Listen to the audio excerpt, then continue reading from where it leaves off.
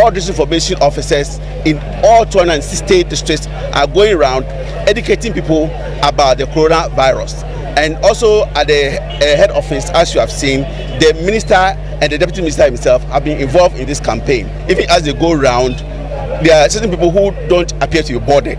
People are saying that one of the major misconceptions is that the virus cannot stand heat, which is not true. So we are going around trying to dispel all these misconceptions, because it is a misconception that's making people feel complacent. And people also are going around saying that if you drink akpeteshim, you'll be immune to the virus. It's not true. The team also interacted with some elders in the market community and shared flyers with information on the novel coronavirus.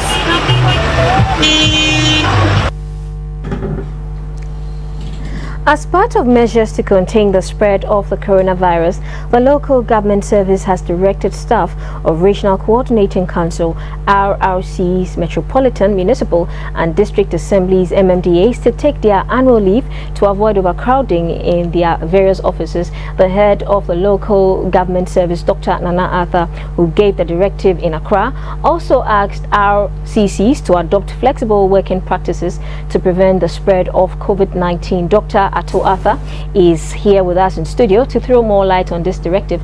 Hello, good afternoon, sir. Thank you for joining us. Good afternoon. We have to adhere to the social distancing. You're right. All right, sir. Well, why are you asking them to take their annual leave? I've been watching your news bulletin. Yes, sir. We all know that the COVID-19 pandemic is real. It's a threat to the whole nation, Ghana, of course, including the staff of local government service, civil service, and other public servants. And so, in line with the directive, from His Excellency the President, WHO, Ghana Health Service, we've asked our staff, those who have to take the annual leave, they should go on leave. Okay. We have also asked that we need to reduce overcrowding in our offices. Yeah. And so where we have 6 to 8 staff, for instance, in an office, they should run shifts so that if 3 or 4 come Monday and Tuesday, okay, the remaining 4 will be at home and come Wednesday, Thursday, Friday. Makes sense. The following week, those who came 2 days in a week, this week, they will do 3 days. Okay. Those who did 3 days will do 2 days. So that we reduce in our offices and the workspace. Okay. We're also saying that some, if possible, should be able to work from home. Although it's a bit of a challenge. How many of our staff have laptops on their own? What is the Wi-Fi situation at homes like? Yeah. So that's a challenge. How constant that is as well. That is it. So that's the more reason why we are saying that they should go on leave. They should go on leave. So, sir, which group of workers would be affected by this directive? All of us. All. HR, procurement, works, social development, everybody. Because we need to take care of ourselves. This pandemic is real. And that if there are precautionary measures, I think we all need to respect the precautionary measures. Okay, so is reducing the employees in the office, is that the only measure you're taking that can? There are many others. You come to our offices, just as how I came in here. There's a what we call Veronica bucket. Veronica bucket. Yesterday I was somewhere that I call Victoria bucket. So the Veronica buckets are there with the running water and soap. Wash your hand. After that, use the hand sensitizers. When you come to our offices, not only our office, RCCs, MMDs, we've directed that at various vantage points, there should be Veronica buckets. People should wash their hands before they enter our offices. They should use hand sensitizers. We should also respect the social distance, 2 meters apart. I think these are things that we need to be doing in addition to the flexible working hours. Okay, so considering that the quality of work could be compromised if the numbers of workers are reduced, would you say the measure would bring the nation more benefits than harm? one thing that we need to understand, where we find ourselves today, we are not living in normal times. These are extraordinary times. It's extraordinary times. Even you can call it abnormal times. Yes. And so with this, I don't think we'll be able to achieve more as far as benefits are concerned. But we need to manage it. That is one of the reasons why I am not for the total lockdown of this nation. I'm not for it. We need to manage it because you see. But sir, in Ghana as we know it, currently, even though we are not on lockdown and we've recorded some cases, confirmed cases of coronavirus, and the proper measure is for us to wash our hands under running water, we have a lot of households here in Accra who do not have running water, constant supply. I agree with you. Even going from what you were saying, it was your total lockdown. You agree with me that about 90% of our people don't have even toilets in their homes. So when there's total lockdown, how would they ease themselves? How would they do that? If you don't take care, the threat of cholera outbreak and others will be more than the COVID-19. Yes, that is the more reason why I think that we should hasten slowly. We need to manage it. The precautionary measures that the president, the World Health Organization, Ghana Health Service, they are asking us to follow. I think we should do that. Fortunately for us, the horizontal transmissions, it's not that significant as compared to the vertical. Okay. So that alone, we should be able to manage where we find ourselves. And that is the more reason why I will pray that we respect the measures, the precautionary measures, and perhaps wait small, to see, next days how things are going to. We put in a lockdown. Exactly. Okay. We also understand that staff have been asked to stop clocking at the biometric clocking centers. You're right. Measure the level of punctuality, or as you say, in these times of abnormal times. Exactly. You're right. Being late is pardoned. We should be able to pardon those who come to office late. We should be able to do that because today, even joining public transport is not as regular as before. So perhaps those who used to commute from their places to office within maybe 20-30 minutes, today is going to about an hour. So we should be able to at least manage it in such a way that if we were to come to office at 8 and you came at 9, we must be pardoned. Pardon us, sir. And then the reason why we ask that we should stop using the biometric clocking system is this. You are not too sure who clocked before you came. Although we asking that put the hand sanitizer close by you, that is not perfect. So let's say that let's go back to the use of our notebooks. Register, it came at 8 o'clock, 8:20, 8:30. When the coordinating councils work effectively, what measures are you putting in place? Maybe two. We need advantage of the fact that although will be pardoned when we come late, stay in the house and come at midday. Okay. So that the remaining who are in the house, they will also come when it gets to their turn.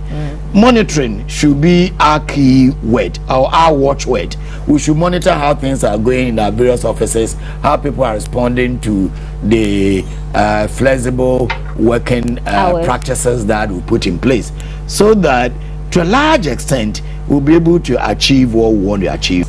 Any meeting since the COVID-19, we recorded cases in Ghana, and if you have had them, I want to know how you went about it. Yeah, the number 25. Okay. That we should not exceed that number. So many a time when we go, like within the last week, we have myself, my chief director, we have visited 2 assemblies, Ayawaso Central and Punkantamanso. When we went there, we said we're meeting the key staff, welfare, data statistics, data procurement. They are not more than 10. And for Punkantamanso, for the first time, we're giving nose masks and all those things after washing our hands and the spacing at least 2 meters apart. So I think we are respecting the directive and it is working. All right, sir.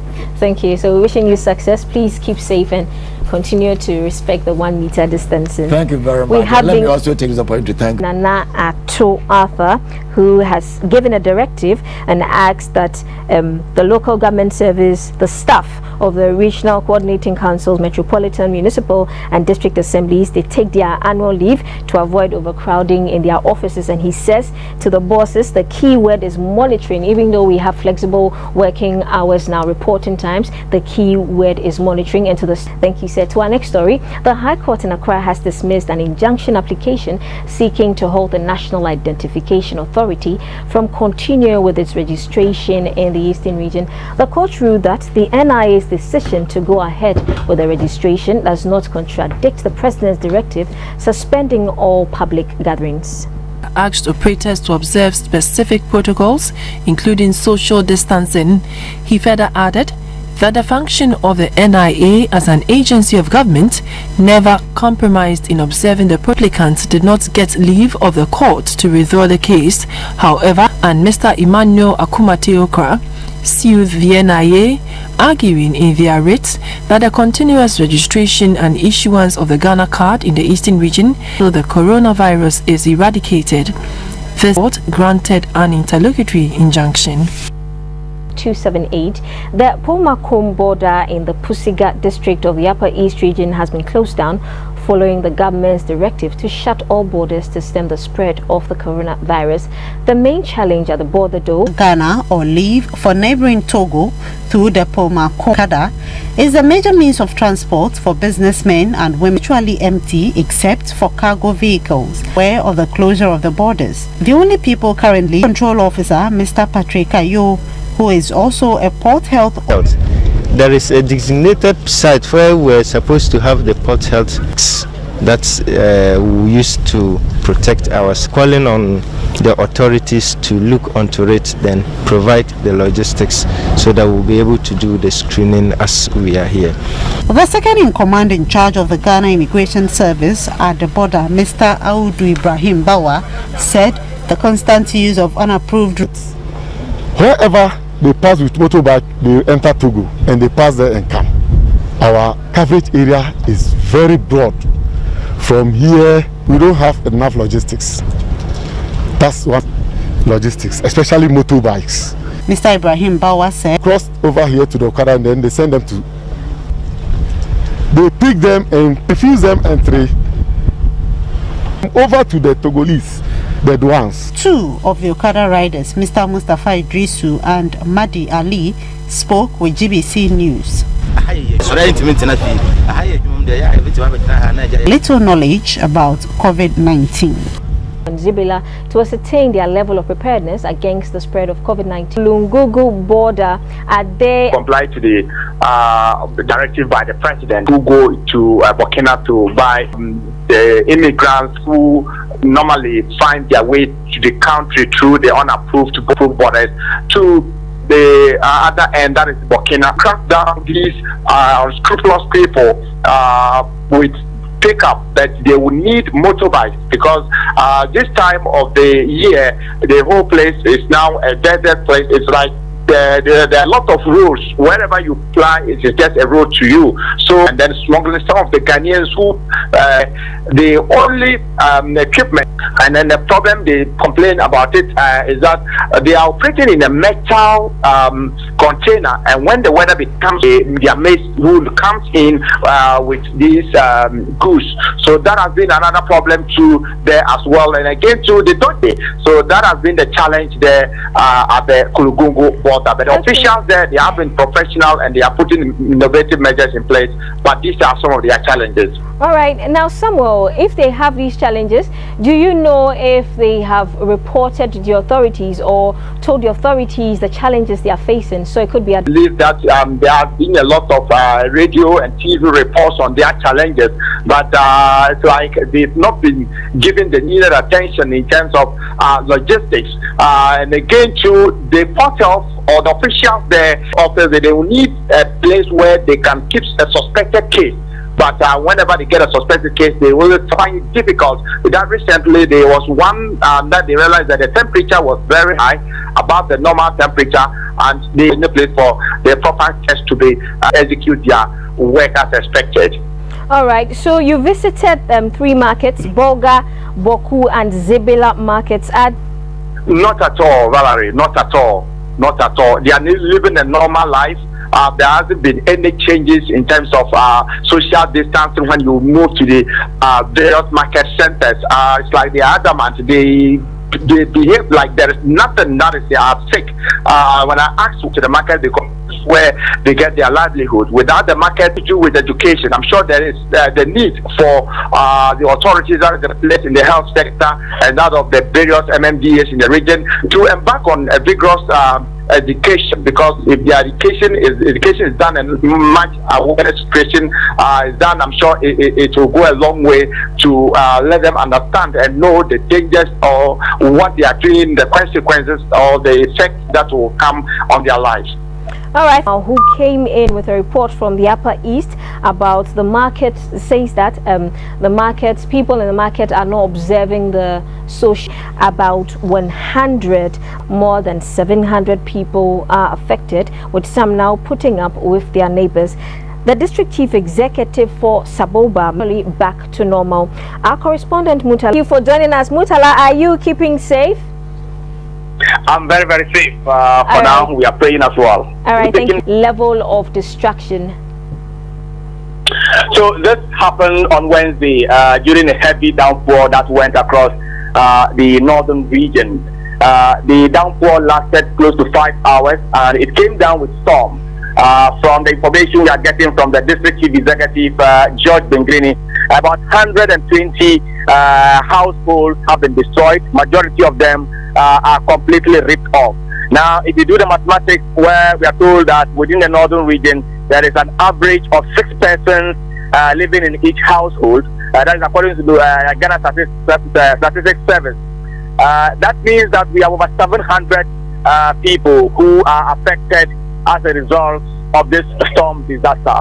And the DC is also telling us that the affected victims are currently putting up with some neighbors. We also asked him, especially during this period where there are concerns over overcrowding as a result of COVID-19. He said they have been sensitized to, as much as possible, reduce the number of persons per room. But I am also aware of the communities we are talking about, and this is quite difficult to observe during this period.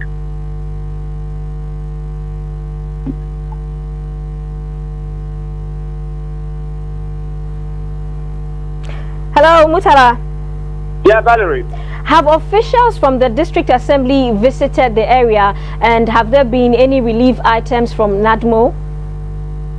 Well, the DCE, together with the National Disaster Management Organization district office, have so far gone around to take data, and we are told that they have not yet provided any relief items. According to the DCE, they are working to get them immediately. Some who've been looking at forwarding the data to the regional level to get some support from the regional level and possibly from some philanthropists to ease the burden of the people. So they have gone around all right. However, relief items are yet to reach the victims. Okay, so Mutala, while relief items are yet to reach the victims, Saboba shares a border with Togo. How effective is policing the barrier, especially in the wake of COVID-19? It is a huge challenge for at least 4 districts in the northern region that share a common border with Togo. Let me first of all say Immigration Service, a task force has been formed within these districts, and they are patrolling the main approved routes, but there are numerous unapproved routes. According to the DCE, who is also the chairman of the district security committee, they have been moving from one unapproved route to the other. So they go to one unapproved route, they stay there for at least an hour, and then they move to the next one. But you can understand that this is not an effective way of policing the borders. They are basically overwhelmed, and they need more men to be on the borders. We are told, however, that some persons who were trying to cross over into Togo from the Ghanaian side have been returned, while those crossing from Togo into Ghana have also been returned to the other side. Now, trade and business activities have been, particularly women trade. They buy and sell consumables within their communities, by visiting these markets.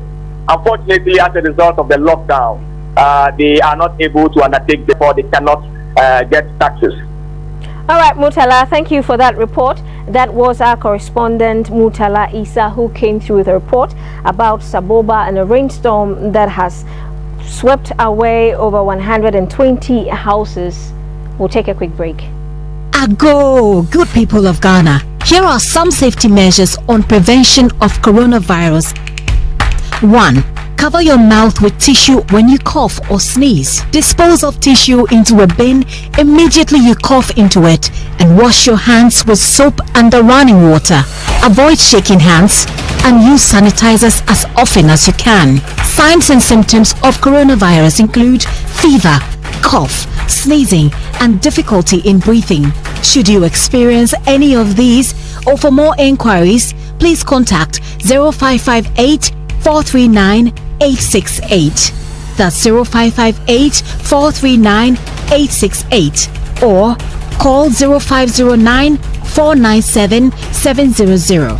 That's 0509 497 700. Remember to always wash your hands with soap and the running water. This message is brought to you by the Ministry of Health, the Ghana Health Service, and partners.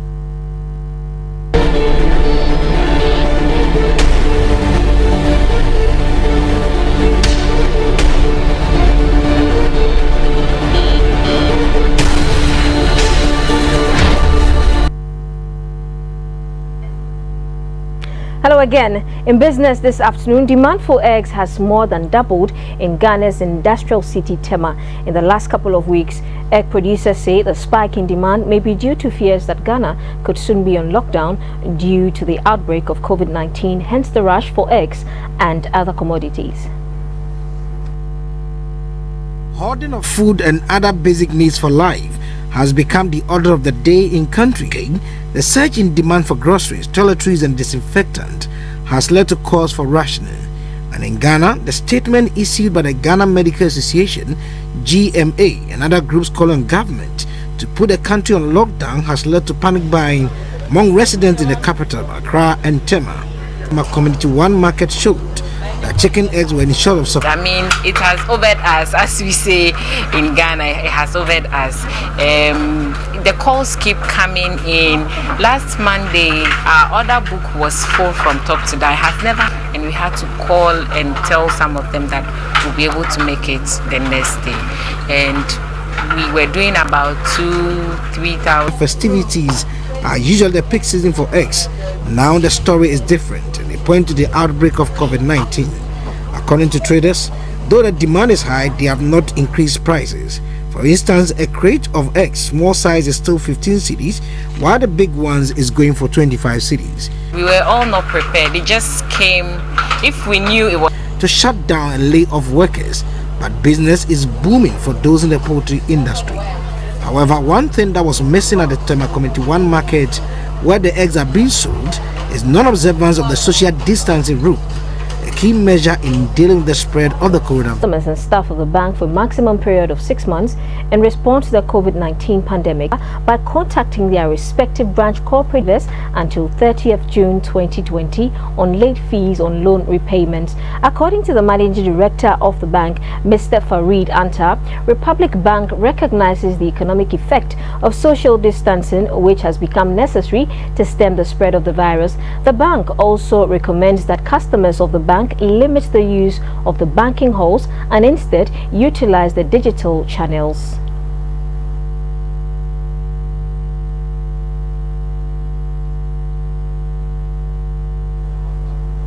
On the interbank market, the US dollar is trading at 5 cedis 44 pesos, the pound sterling at 6 cedis 57 pesos, and the euro at 5 cedis 99 pesos.